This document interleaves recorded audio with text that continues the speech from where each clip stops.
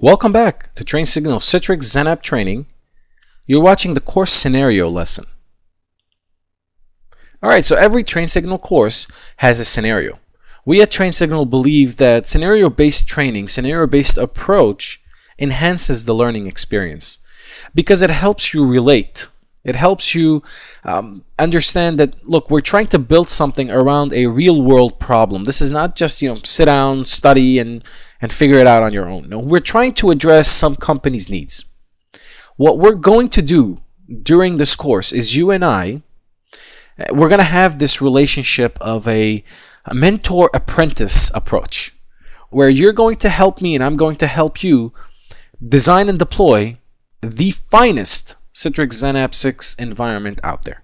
And we're going to help my customer and your company, Encom, in delivering these services to its community of customers, its users. So what is the scenario for this course? You have Encom. Encom's a world leader in software development, game development company. Encom is headquartered out of Santa Clara, California, and they have a development presence obviously in Santa Clara, but also in India, China, and Australia. So their development efforts are spread out worldwide. They have about 400 developers, and these developers are employees because almost every one of their employees is a developer. But these developers, if we can call them, are spread out in the form of 200 in the US and about 200 international. Encom has a need to centralize its development efforts and grant offshore developers remote secure access.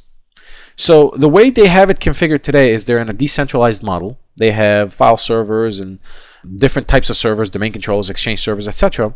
in different parts of the world. Now, Encom has come to the realization that, this is not working for us. We want to be able to centralize our source code. We want to be able to secure it. We want to be able to centralize our development efforts so that all the users, regardless of location, can connect to the same server class hardware that we're building in our data center and have access to the same applications, have access to the same performance of WAN links, etc., and do all of their development on the same hardware platform. Encom doesn't want to necessarily have to deal with issues and rules and regulations in different countries on how to export its source code and files and folders. So what they've decided they want is, hey, we want to be able to centralize everything here so that we avoid all of those issues. Users should be able to connect, and we want to give these users, because they're developers, the flexibility of connecting anywhere, anytime, over any device using any connection. So tablets are going to work, iPads, iPhones, Atrixes, whatever mobile device is out there should gain access to this environment. Encom is a bleeding edge technology company, so we have to give the developers within bleeding edge technology as well. We can't just sell it, we have to adopt it and embrace it as well internally. So Encom's current environment looks something like this. So they have Active Directory, DNS, DHCP, etc. They have VMware vSphere 4.1 from a virtual infrastructure standpoint, and they're 90% virtualized. They're a Cisco shop when it comes to networking. They have IBM and HP blades across for their compute resources. They have a Hitachi VSP SAN for fiber channel, etc. So they're very, very well equipped with bleeding edge technology when it comes to the hardware, the infrastructure. Encom is also currently in a decentralized model with a file server located in each one of their sites. All internet connectivity is routed through the local site at this point. Source code is saved in Santa Clara but is constantly uploaded. So different copies of this source code for the different projects that are going on exists at the different sites within Encom, and we are trying to avoid that.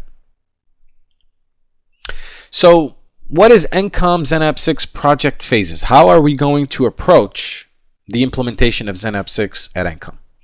So phase 1, what we're going to do is we're going to install XenApp 6. We're going to make sure licensing is working.